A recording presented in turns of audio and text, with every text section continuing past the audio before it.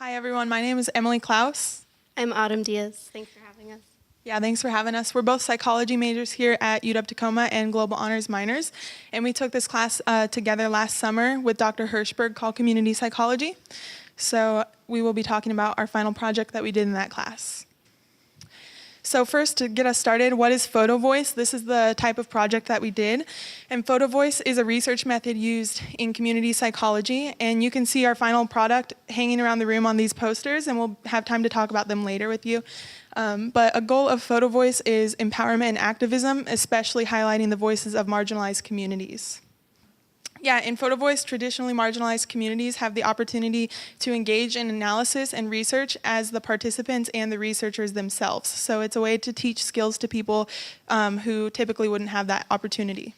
Our project, we all had the common experience of being a UW student. That's the community that we all identified with. So our Photovoice project focused on that experience. We identified topics relevant to these experiences, and we had training in photography and in Photovoice research methods.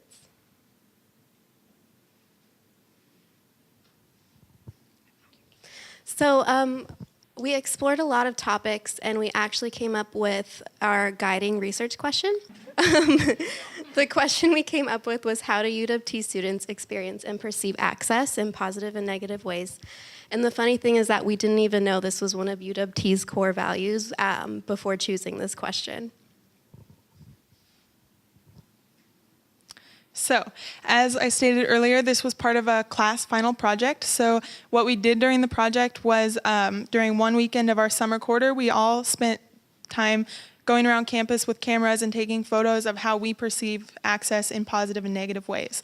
And then we came together as a class to do the showed method and analyze these photos together.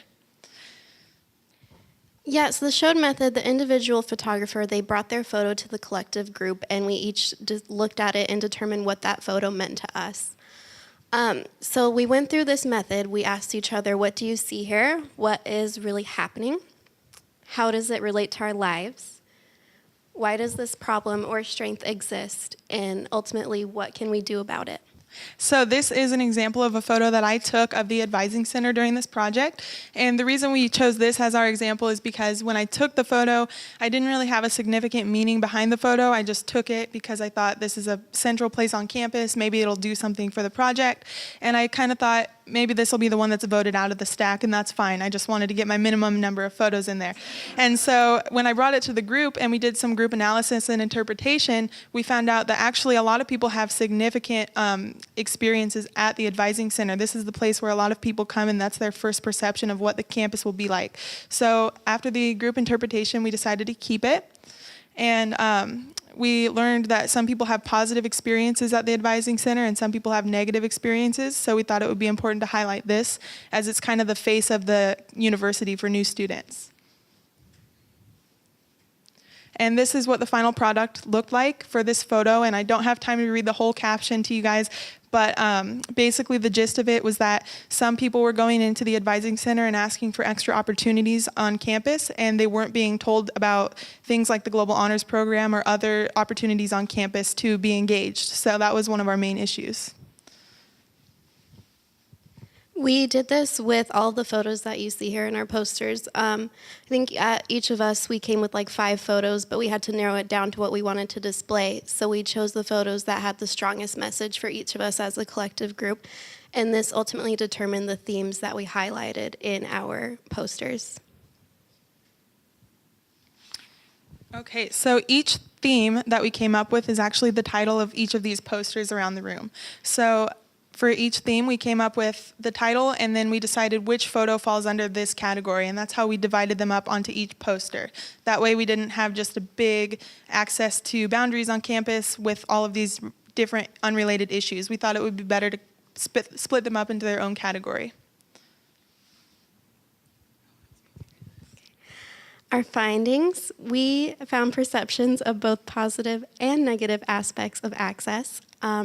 The library, for example, printing, advising, other food options, those are all really positive. Parking, of course, is negative. Access to the Whitney building and other elements of personal safety. Mixed findings, for example, were the all-gender bathrooms and the campus maps and sexual assault resources. All right, and one central component of community psychology and participatory action research is the action piece. You can't really do this type of research without having a solidified action that you want to do. So for us in class, we decided the best way to get this message across would be to highlight our perceptions of positive and negative boundaries to access on campus, and then share those findings with key stakeholders, which are you guys. So that's what we're doing here today, is we're trying to get the message across, and we're hoping that this will be an opportunity for people at our school to give students more chances to center their voices on campus. And we're hoping that our suggestions will be taken into consideration when people are making policies and doing things on campus that will impact the rest of the student body.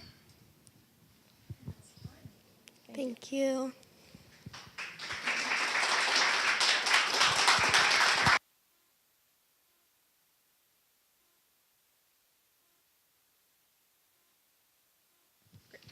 Does anyone have any questions for us? Cindy.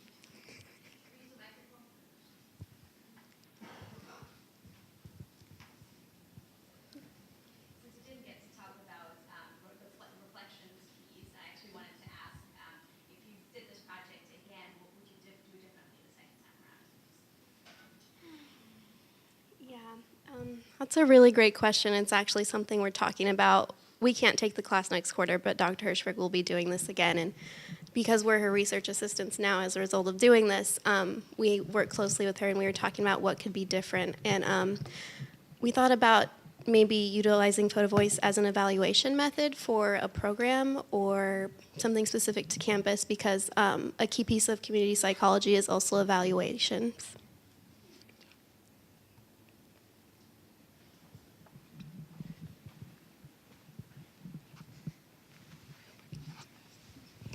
Hello, this is Jacob Martins. I'm wondering what will become of your projects after today or the class? That's a great question as well. So this is our first opportunity that we've found to present our work. So you guys are the first people that we're telling about this. And after today, we're hoping to seek out more opportunities on campus to speak with people who have a say in policy changes on campus. And if that comes out via email listserv and we happen to see it in our inbox, we'll definitely take those extra opportunities to be sharing this stuff. We both graduate next quarter, so after that, we'll be sharing our experiences with other campuses when we move on to graduate school and things like that. So, but what will come of this, I think we actually, with this experience, we've been able to give feedback to Dr. Hirschberg about what to do in the future. So I think that this experience that we had will influence future students that work with her in coming quarters. We have time for one more question, I think.